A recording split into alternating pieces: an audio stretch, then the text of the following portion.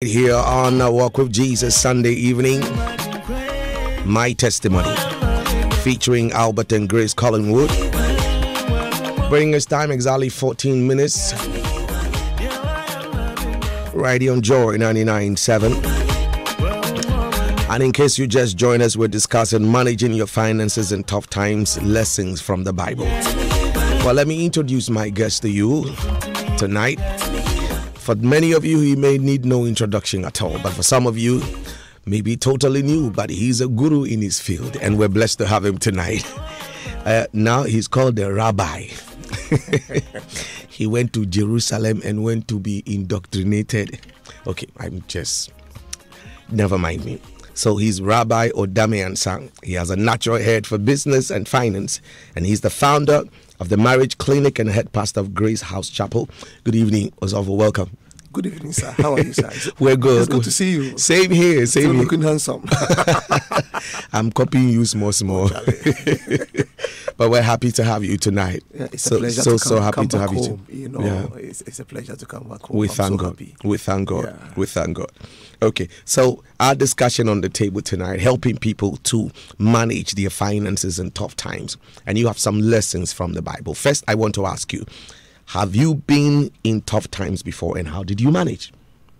Yes, I've been in tough times before. Okay. You see, tough times are not new. They started in the Bible. Mm-hmm. You know, there had been times where the Bible said that there was famine in the land. Isaac was there, Abraham was there, and they survived it. There was a time where even Samaria was sieged, and the economy was so hard, inflation had gone up. The head of donkeys were being sold. Dudus were being the droppings of doves were being sold, and to the extent that even human beings were being eaten. But they survived the economy. Now, when that thing happened, God had already referred us to the strategy of the ant in Proverbs chapter 6. Okay. You understand? So he had given us panacea as to how to handle our finance. But the first thing you do is you adjust immediately. Okay. Yeah, you adjust your taste, you adjust your expectations, you adjust your appetite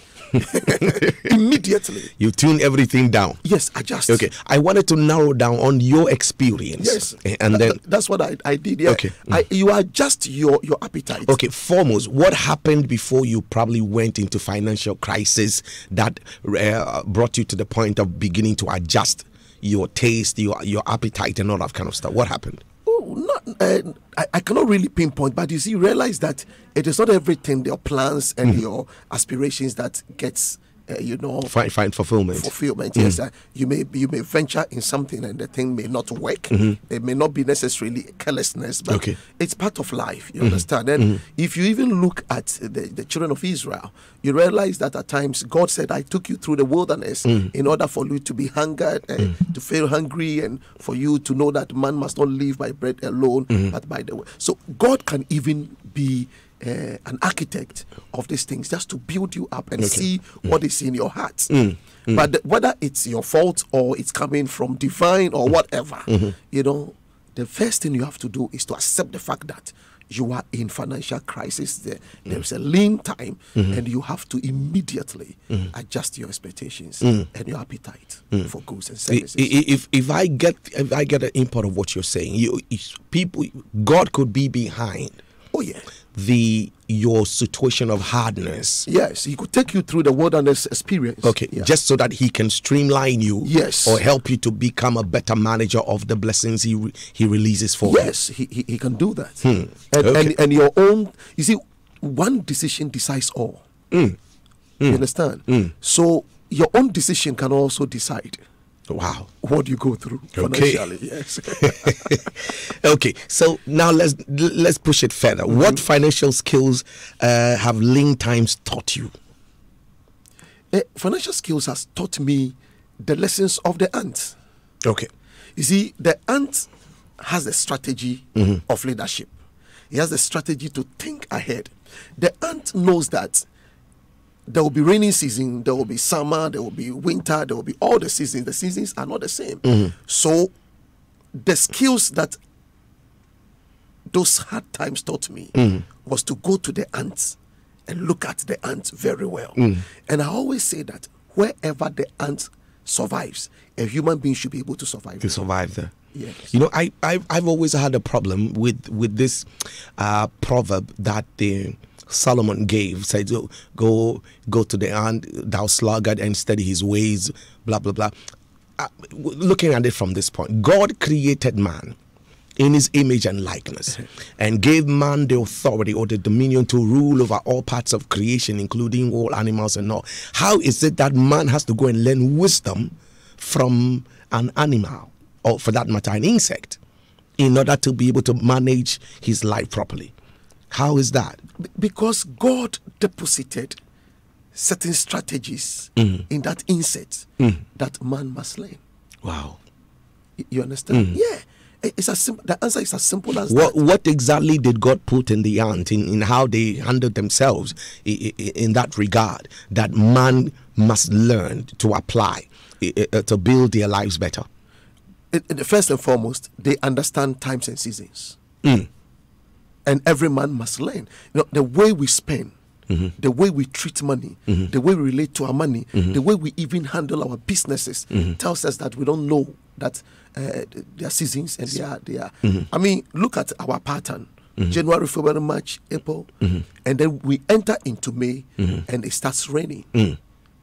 And as a pastor, I know when it starts raining, membership starts coming down because it could rain on a Sunday. So trust me, I do a lot of savings towards May, June, July. Because that's my dry season. That is my dry season, you understand? And all businesses could go dry because it could rain the whole day and you cannot go and open the shop. You understand? So the ant understands this kind of times and seasons. And they work assiduously according to the times and seasons. And human beings don't know that. So if you don't study these ants, these insects, you would probably fail. Seriously. What else does the ant has besides knowing the times and seasons, and therefore working to save something for the dry season and managing what they save so that when the dry season comes, they kind of go to it? What they have else? The strategy of focus. Focus. They have the strategy of hard work. They have the strategy of teamwork. You know, they have the strategy of storage. Savings, yeah. They have the strategy of that. So they have the strategy. Or maybe hoarding. Yeah, hoarding. Whatever. Yes. So all these strategies they have. You understand? And they also have the strategy of knowing where to hide. Okay. At what time. Okay. You understand? Yeah, and these are very important qualities. If you are faced with an economic situation, you need these qualities. You need it. You need it. So what happens if you are left with nothing to save, nothing to manage or whatsoever? What do you do if you're like down to ground zero, like some people will say? Well, if you are down, you cannot be down without crumbs. There will always be crumbs. Some crumbs. So how do you manage the crumbs to help you come up or stay alive, so to speak? Yeah, you must first accept the fact that what you have are crumbs, and you must accept the fact that the crumbs will not be enough. It's not enough as the bread, but you must also don't forget that the crumbs are coming from bread. So when you gather the crumbs, you eventually coming to get bread. And it takes some sacrifices for you to be able to gather the crumbs to be able to get the bread. Build the bread. Now, the crumbs was able to give the same miracle that the bread gave to the children of the sons of men. Jesus said that the bread of the food of the children is not good for the dogs. You understand? So if you have the crumbs and you have certain attitude towards the crumbs, you can get bread out of it. Okay. And whether it is enough or not, you save. You see, to be poor does not necessarily mean lack of money or lack of something. If you read the book of Proverbs 11:16, it says, it is the poverty of the poor that makes him poor. Break that down. Break it down. You see, lack of money does not make people poor. For instance, a nation. Ghana, we don't lack money. We get it all the time. But can we say we are rich? No. We are not rich. You understand? So maybe we're rich, but we don't know. We are rich in resources, but we are poor in management. So it is the poverty of the poor. We'll talk about Ghana's economy in a minute. Yes. So break it this. So those who are poor in their thinking, those who are poor in their management, those who are poor in knowledge, those are the things that brings poverty. So that's poverty mentality. Poverty. So it says it's the poverty of the poor that makes him poor. Wow. So if we will come out of that poverty, if we come out from that mentality, we will come out from poverty in reality. Laziness can be embodied in that poverty. The ability to think and to think where we lack this kind of thinking, you understand, and that is poverty. That's poverty in itself. And Proverbs 11:16 says, it is the poverty of the poor that leads the person to poverty. So we are poor not because we lack money or we lack resources, we lack gold, but we are poor because we are poor in our thinking. In our thinking. Yes, and in our way of doing things. And that's why we are where we are. So let's talk about Ghana's economy. What is your assessment of it presently? Because many people are crying, becoming confused, depressed, frustrated, angry. Some people want to do something. What is your assessment of Ghana's economy today? Well, then we have to know what is an economy. Okay. So the economy is the condition of a nation in terms of what we are producing, what we are consuming, the way money flows, and the way credits, are coming around, and it's poor. It's poor. It's poor. Your candid assessment as a financial person. As someone who has a natural head for money and business. I like the head. It's not too big, but it's loaded. Yeah. I will not say financial expert. Okay. Yes, because then people will begin to ask questions about which school you did you go to, which certificate do you have. But I have a natural head, common sense for money and business. You're like the ant, I guess. Oh, by the grace of God. and this kind of qualification, it is a certain personality. After speaking to me, said you have a natural head for money and business. And from that time, I'll be using that term. You'll be using it. And if I mention the name of that person to you, you'll be amazed. Oh, really? Yes, but I will speak to you off air. Okay, I get you. I get you. So from my perspective, the economy is not good. The politicians will disagree with you, especially the current ones in the government. They would disagree because, you see, when you are in opposition, the weights and the measures are different. When you are in government, what you use to measure the weights and the measures are also different. Like how it said in the book of Deuteronomy, the weights, they are double weights, Yeah, and that is it. But why do you disagree? We are on the grounds and we are feeling it. I wasn't buying petrol. How much I'm buying it now? Trust me. Yeah, true. Yes, true. And those times when you go there and you have 200 Ghana cedis, you could buy enough and you could go places. Now, if you have 200 Ghana cedis, the truth of the matter is it can buy enough. So that is the truth of the matter. That's what is on the ground. Okay. You understand? Yeah, and so it is not good. Okay. As simple as that. So it's poor. Therefore, does it stand to suggest that is the nation in a financial crunch? We also then have to look at what financial crunch means. You understand? Break it down. Break it down. Break it down. Well,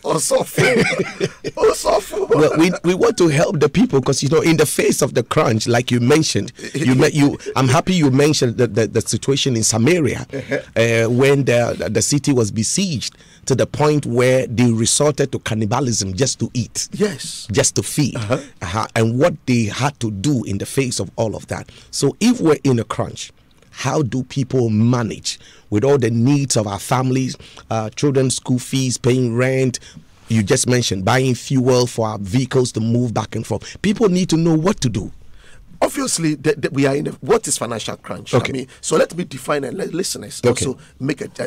You see, it is a kind of difficulty, that is characterized by tight money and then the unavailability of credit. Okay, that's crunch. Okay, when the finances are tight to come by, you understand, and then when you want credit, you find it very difficult to get it. That is crunch. So.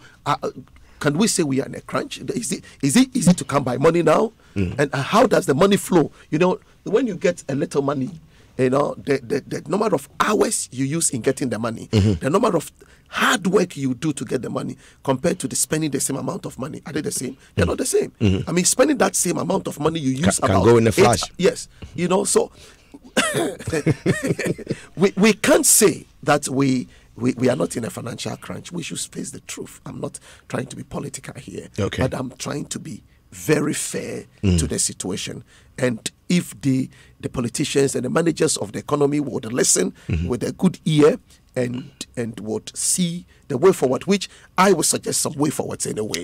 We'll come to that. Yeah. I mean, we're doing this for a reason, and that is to provide help. We're not only on this platform to call out the problems, but to proffer solutions that can help us. We'll see what we're doing wrong and probably what we need to do to fix it, and then to make things better. But in case you just tuned in, you're listening to A Walk with Jesus here on Joy 99.7, your channel for true divine inspiration and tremendous blessing. And tonight we're talking managing your finances in tough times, lessons from the Bible. We're picking some very vital lessons from God's word. I mean, God's word is profound for insight and revelation that helps building lives, building nations, and building institutions. You understand? It's amazing. People reject it because they think it's only about preaching. But there's a lot of wisdom from God's word. And the Bible says that wisdom is the stability of our times. Yes. So we need to be able to grab the wisdom from God's word. Just in case you have a question or a comment regarding the conversation we're having today, managing your finances in tough times, you can send it to us on Facebook. That is Facebook.com/JoyTime, and send it across. Also, you can use WhatsApp 0244 340 437. Again, WhatsApp 0244340437. You can send your comments, your questions, your contributions all through there. Very shortly, we'll be opening the phone line so you can join us if you have any questions. I'm in studios tonight with Rabbi Odame Ansah, who has a natural head for business and finance, and he's the founder of Marriage Clinic and head pastor of Grace House Chapel in studio with us. Okay, so let's continue. What are we doing wrong as a nation, which has led to the financial crunch and all the difficulties that we're enduring in the bad economic state? We are doing a lot wrong. And can you enumerate a few? Yeah, let me put it in a nutshell. One, the way we are treating our money and economy, and the way we are relating to our money and the economy. That's what is wrong. And man of God, if you will permit me to be so blank, please be. You see, we have been acting foolishly for a long time. Wow. Yeah, for a long time. For a long time. We have been acting foolishly. Yeah, I'm sorry about that, but politically, I asked you for your permission. Well, tacit admission for all of us. We're trying to help. We're not only. This is the reality. So, are we talking political foolishness or governance foolishness? Which one is it? Because it's the two is different. It's coming from both those who are managing and who have managed our economy all these years. How many years back are we looking? Which period were we being wise, and which period are we being foolish? Well, as far as I can. I mean, I'm not too old. Okay. But at least not as old as me. I'll be 50 in October, just this October. Yes, so I'm not that young. Okay. Yes, but as far as my memory could serve me, all our governments, dating back to those military coups and all those things, you understand? the way they've treated our economy, the way they've handled the money, the priorities, where they've directed our money, because they've been budgeting. And when you look at the basic understanding of budgeting, it is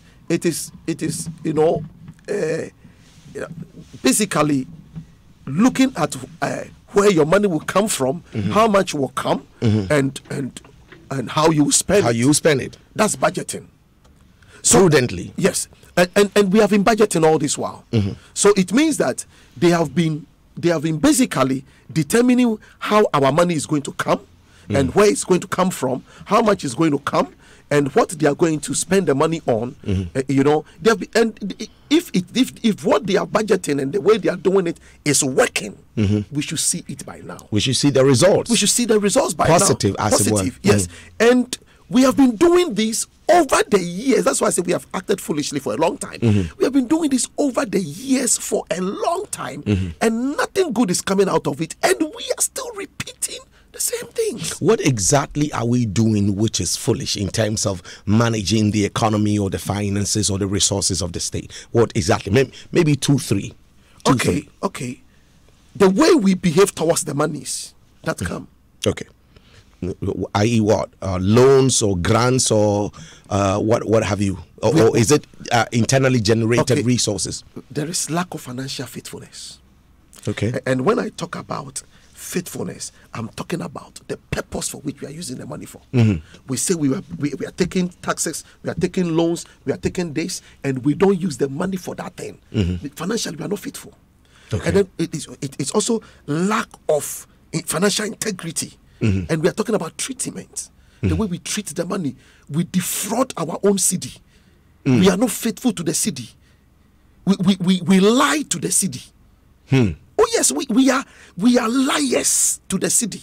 You understand? How so? Yeah, I mean, because the city is a currency. How do we lie to the city? You can buy this thing. You can buy this earphone for 2 cedis, and then you say you bought it for 10 cedis. Have you been truthful to the city? Okay. You have lied. You are defrauding the Ghana city, and we keep on defrauding. And how can you treat your own currency this way, and you expect? But this is because we are, if you will, an import-based economy. We're buying things with hard foreign currency a lot more times than more than often. Yes. How then do we, and especially, I wonder who does the adjustment of the foreign currency as against our local currency, which therefore leads to some of this financial lack of integrity that you're talking about. You see, we are buying with dollar, all right? So if the dollar equivalent is 2 cedis, the politician will say, I need 10 cedis to be able to buy it. That's what I'm saying, that they are defrauding our currency. You understand? And you don't treat your money this way and expect things to work out better. Yeah. Okay. And then we also not sincere. So I spoke about faithfulness and integrity and sincere. When we talk about sincere, we are talking about the amount. Okay? The amount. Look at the amount. Look at the amount. Look at the amount. And even individually, we do it. You can buy this phone for 2 cedis at a suburb in Accra. But when you go to a place like Oxford Street, you buy it for 15 cedis. But it's everywhere in the world. You go to anywhere abroad where there are shopping malls or what have you. There are places you can enter for the same quality of phone or particular item. You could get it for maybe about $100 here. You go to another place, it's $2,500. Yes. So it is not things are expensive. But things become expensive. The fact that things are expensive doesn't mean that your life can be expensive. Okay. It is only when you go for the expensive things that you are living an expensive life. Okay. So things can be expensive and you cannot be expensive. If you want to be sincere to your own money, to your salary. Okay. You know how I take this amount. Your income and how you be sincere to your income. Let Ghana be sincere. Let's be sincere to our income. We know this is our GDP or whatever they call it. We know this is our GDP. Let's be sincere to the GDP. You understand? But we are lying to the GDP. We are stealing, defrauding, to the extent that if money sees the managers coming, hey, now July, you understand? The money runs. If money has mouth, the money will begin to shout. Ole. It just entered Nigeria now. Okay, we're running close to about 20 minutes before we close this. I mean, we just started, isn't it, already?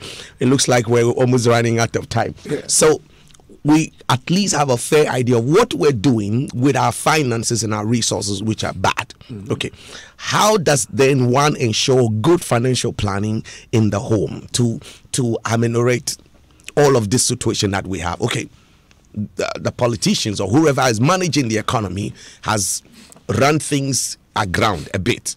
How do we, the citizenry, manage things? Probably if the politicians are listening, maybe they might take a cue today to say, okay, let's try and be a bit more sincere, because other economies are doing better. What is it that they're doing that we are not doing? They're being sincere to themselves. Okay. They're being sincere. Real sincerity, not pretense. Yeah. Now, number one, build a very good relationship between you and your money. Okay. How do you do that? Be sincere. Okay. So be faithful. Okay. Let that relationship be between you and your money. And treat money in these three ways. Treat money as a customer. Okay. How do we treat customers, those businessmen? How do we treat customers? You see the way we value customers and we handle them with care? Treat money like that. All right? Okay. Customers keep us in business. Customers bring money back. So let your money bring money back to you. Treat your money as a customer. That's number one. Number two, treat money as your worker. Wow. When you work for a company, the company pays you. So let your money work for you and pay for the money. Okay. And pay your money. So if I take 10 cedis and the 10 cedis works for me, I must pay the 10 cedis back. So at the end of the day, it shouldn't be 10 cedis again. It should be 15 cedis because the 10 cedis has worked for me and I am paying the 10 cedis. How do you make your money work for you? That's what I need for you to break down for people to understand. How do you make your money work for you? Use your money on things that will bring money back. Don't use your money on liabilities. Let's cut down on the liabilities. Something like eyeshadow is a liability. Eyeshadow is a liability. Lipstick is a liability. The women will have your head today. Because I promise you. They want me to help them. Okay. They want me to help them. If you buy a mobile phone and you buy credit and you can use the credit to have a conversation for 1 hour, that will not yield anything. It's a liability. It's keeping in touch. Okay, keep in touch and go into crunch. No, I am only keep in touch, but keep in touch in such a way that after keeping in touch, the in touch brings you some value. Bring you some value. Okay. So there are a lot of liabilities in the system.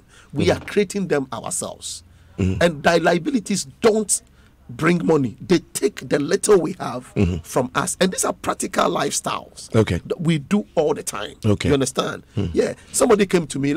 Somebody came to me asking for me to help her pay her school fees. And when she came, the mesh on her head, the hair extension, the weave on the weave on the mesh. No, she had gone to plait this rasta mesh. So I asked the lady, so how much is on your head? And I said, well, if you can get that thing off your head and sell it, and then come back, I will add some to it, because from the way you are spending your money, nothing tells me you want to pay your school fees. Okay. You understand? So the way we spend, we have not been wise with our spending. And when you read the book of, is it Proverbs 17:16 or 16:17, he said, of what use is money in the hands of a fool? Since he has no desire to acquire wisdom. Okay. Of what use is money in the hands of a fool? Since he has no desire to acquire wisdom. So it doesn't matter the amount of money that comes into the hand of somebody who doesn't have wisdom to manage the money. That money will be of no use. That's what the Bible is saying. Okay. Wow. Okay, so now, we want people to join us on the phone lines now in a minute. Okay, so people are listening. I wish that we could talk about especially in respect of making your money work for you, being sincere to your money, what you get and how you spend it prudently, and making sure that you get the best out of it and making your money work for you and that kind of stuff. What things would you enumerate as liabilities that you think that we can let go of? Okay, in order to be able to manage our finances in such tough times or crunch times, as it were? It may vary, but I would like the individual to sit down and be sincere to him or herself. We call it avoidable. Okay. Avoidable cost, expenditure. Okay. You sit down and sincerely ask yourself, if I stop buying this thing, what will my lifestyle be? Okay. Will it become worse off or what? So be sincere, and you will realize that there's so many things we are spending on, or you are spending on, that you could do without. You see, financial security is not the amount of money you have, but financial security is the things you can do without. Okay. Wow. The things you can do rather without. Things you can do without in order to keep what you have, the little you have. That is what leads somebody to financial security. The things you can do without. Okay. All right. So ask yourself, what can I do without? What can this family do without? Would this require probably writing out the list of items that you think you can actually do without, that will not shift and will help you save money at the end of the day? Yes. So consciously write all the things you spend money on. Okay. And after that, you realize, you go through and you see that no, this thing we can do without it. We can do without it. Okay. Yeah. It starts from there. Okay. All right. So 15 minutes before we close, I think we have first caller on the line. Hello. Good evening. Good evening. Yes, sir. How are you? I'm doing well. Okay. Thank you for joining us today. How about you and your guest? We're doing excellent by grace. Thank you for joining us today. Is that Zachariah? Yeah, Zachariah. Zachariah. Okay. Thank you. Talk to us, Zachariah. In fact, your guest has been very realistic and blunt about the challenges of this country. He's a politician. Just take a look at the vehicles they use. Okay. Our representatives, the parliamentarians, the executives, just look at the vehicles they use. I mean, sometimes I wonder whether we have a brighter future. Look at the resources that we have in this country, and yet our leaders are not able to manage it. Common, potable water, some communities don't have. So please, you, the pastors, should help talk the truth, just like you are doing. Okay. So the leaders will. Thank you, Zachariah. Thank you, Zachariah. Your point well made. We're trying. Okay, let's talk to Robert Coleman on the line. Hello, Robert. Good evening. Good evening, sir. How are you? I'm fine, thank you. Thank you for joining us on A Walk with Jesus tonight. Yes, thank you very much. Thank you very much. Let me first of all say that is my head pastor. Oh, okay. House Chapel. Okay. A phenomenal gentleman, somebody I've always described as a solid pillar in my life. Amen. It is not the spiritual aspect alone which is critical and key about the things he does, but the way and manner he preaches and speak to people like my humble self that inspire us to crave for more. Amen. When you listen carefully to him, you can see that this is a phenomenal gentleman who is endowed with a lot of knowledge. One of the critical things that he said has to do with the fact that attitude is everything. I believe strongly that this country, we have a lot of potentials, we have a lot of resources. And like Reverend Pastor Mensah Otabel said, 10% of our success is education and 90% is attitude. I believe strongly that if we develop a congent attitude, if we develop good attitude in this country, led by our politicians and key people in society, key people in the various ministries and agencies, we will be able to make a significant progress. You asked a question about what are some of the challenges bedeviling this country, and I've always said a critical example has to do with the free SHS policy. Fantastic, phenomenal policy by this particular government. And I dug my heart out for the President, His Excellency Nana Addo Dankwa Akufo-Addo. But let me say that I believe that in as much as such a policy is very good, we must be able to identify people who can pay and let them pay. Then we can use other resources that we have to provide water, electricity, and other things. There are a lot of women who are dying because when they want to go and give birth, they don't have a hospital around their place. So why should somebody like myself, by the grace of God, I can pay my daughter's school fees? Reverend Odamiansa can pay. Reverend Abosi can pay.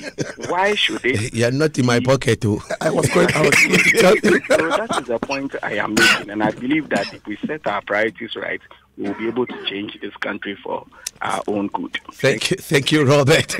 Thank you, Robert. Do you know him? I'm trying to get him. The communications director to Sumlion. Oh, okay, Robert Coleman. Okay, all right. So, because names look alike, though. We have Kweku in New Ningo. Thank you, Kweku, for joining us. Hello. Yeah, Pastor. Good evening, Pastor. Good evening to you. How are you? And very good, Pastor. Rabbi, good evening. You've said it all. And my brother Robert Coleman. And Robert used to work with Joy FM. Such a brilliant mind. Okay, and he just said what I was going to. He said it all. Robert Coleman, kudos to you. And then I believe, Pastor, some of you, the pastors, have been treating the politicians with kids' gloves. Lord help me. Time you told them in their faces what they are doing wrong. Okay, what they have brilliant ideas, but they are calm down. Zero. Okay. You see, so I'm very happy you asked me a question. He said he started from the days the military tried to rule us. It was very much unfair. Okay. So let's please tell them in the face. Okay. That was what the Reverend Amakus were doing, and some decided to kill them. Please go ahead and tell the politicians in their faces. Okay. They are hating Ghana. Okay. Thank you very much. Thank you. Okay, let me read a few WhatsApp messages. One from Papa. It's Patterson Koku. It says from Spinkters. Hello, how are you? It says thinking riches and greatness because God has created us rich. Thank you, Papa. God bless you also. Let me see. That's this one from Koku Patterson. We come to this one. Okay. It says, please, how do I get today's message? Good evening. Okay. Well, it will be on Facebook. Live. I mean, fact is, you can actually watch this one live and you can get the playback. Kweku Adum from Bangkok in Thailand says, in normal economic times, the standard recommendation from financial advisors to live within your means. However, in today's economy, how best can you explain this to your family, especially the extended family, as they expect so much from you? Okay, so I need you to answer that question. For instance, if the dependence or the reliance on your resources outstretches what you have, what you do, and this is a family that you're probably committed to and that kind of stuff. Let's talk to Leslie in Tesano. Good evening, Leslie. Good evening, Uncle. How are you? God is great. Okay, let's hear you go. Wonderful. You got a wonderful program that we all have to learn. For me, I'm an experienced. I've worked with leadership in this country up to this age. Sometimes the leadership, the ones we get to lead us, when you are with them, I mean, when you are not in the class of them, when you tell them something, they are not taking it because everybody gets in there. And I don't care. Political line, I have worked with every side. When you are down there and you see something and you want to speak to them, they will get it, but what they want is what they are aggressive of. Okay, thank you very much, Leslie. Let's go to Facebook. Nana JB says, fantastic topic. It takes wisdom from above to navigate through these difficult financial times. The auntie indeed is the epitome of financial planning. One says, Pastor Bose, I miss you. Enjoy time with his wife. Yeah, don't bring it on. Don't bring it on. Okay. Doris in Tema says, good evening, men of God. Your discussion of financial management has been very useful to me. Pastor Ransford, I miss your voice. Oh, goodness me. Again, you guys. Okay, so when are you coming back? God willing, sometime after the rapture. Lord help me. Okay. All right. Okay. One says, This one from Evans T. Walker at East Legon says, we haven't invested much into agriculture, which is the backbone of every economy. The level of corruption in the system is deeply affecting the economy. Only the fear of God can solve this corruption. May God help Ghana. Evans, I mean, solid point there, because all you keep on mentioning is faithfulness to the economy and to our finances and stuff like that. That's a different way of wanted to say corruption. To say, yeah. I just wanted to be economical. You want to be economical with the truth. Yes. Oh, Lord. Okay. All right. And I have this very interesting one who says, okay, the high-headedness by pastors attract unnecessary fire at Christianity. That pastor doesn't even have his quote of scripture right, and he wants to veer into political economy. Oh, he should keep his ignorance to himself, please. He cannot even keep the fact. Oh, really? His logic is so weird, pretending to be a financial guru when he should stay where he thinks he's called. He can't even stay to break down anything for an answer, and he's saying what? Okay, well, you didn't say your name, though. I wish you could bring your name, and then we could take it from there. I mean, but that's one fire in your corner. Oh, no problem. I accept it in God, in all faith. In all faith. But okay. I wish that he could be a good man and a strong man enough to have brought his name. Okay. He's a coward. Oh Lord, no. Don't start no fight with anybody. He's a coward. Bring your name, please. Francado says Francado is my name, and I'm listening from Adenta. Please, how do I manage that little profit I get on startup business when you have bills to settle, notwithstanding the progress of your business? This is a very critical question. I'm sure the scriptures, he said I got it wrong. It's Proverbs 10 rather, okay, instead of Proverbs 11. It's Proverbs 10:15. Okay, you understand? And that's it. At times we get it like that, but it doesn't mean I don't know my facts. Please, the question again. Okay, he says, how do I manage the little profit I get on a startup business when you have bills to settle? That's number one, and notwithstanding the progress of your business. Well, when you have bills to settle, you see, you have to learn practically which bills are they, and it means that you have to sacrifice certain gratifications in order for you to be able to settle your bills. You know, it's like chin so. Okay. You understand? And I want to make it a point that I'm not saying I'm a financial guru.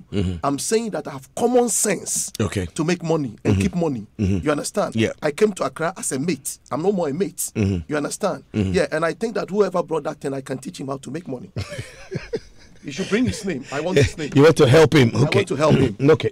All right. Theo from Roman Ridge says, Osofo is hitting the nail right on the head. Ghanaians are technically dishonest, insincere, and hypocritical in all our doings. And thieves.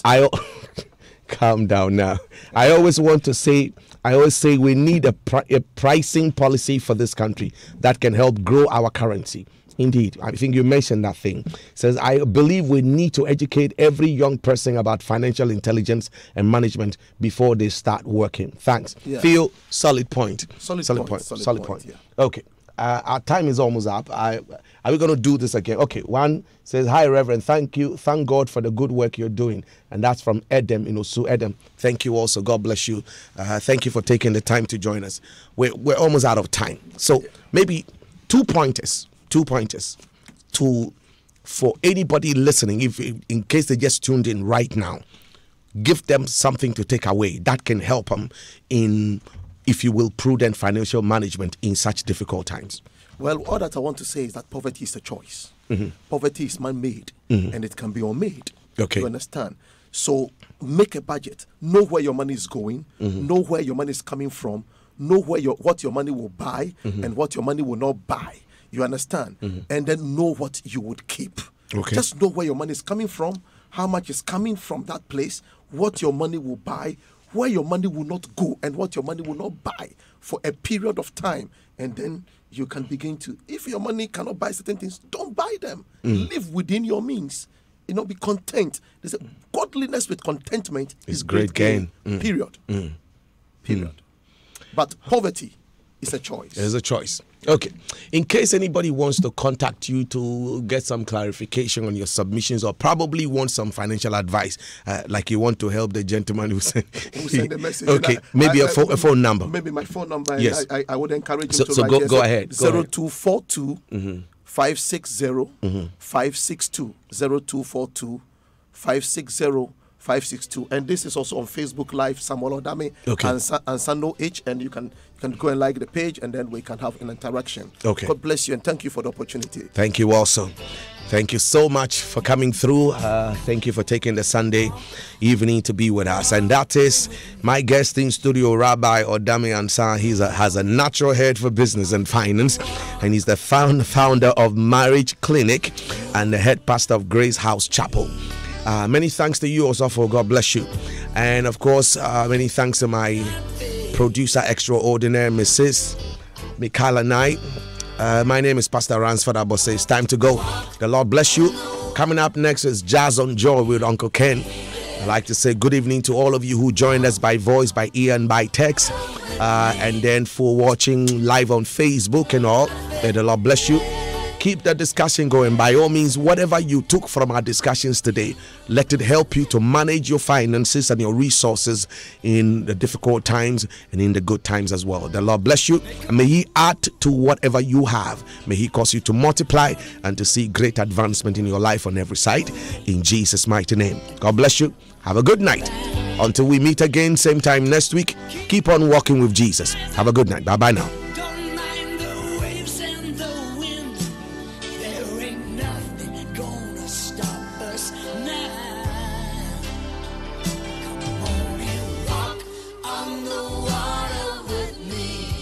Come on.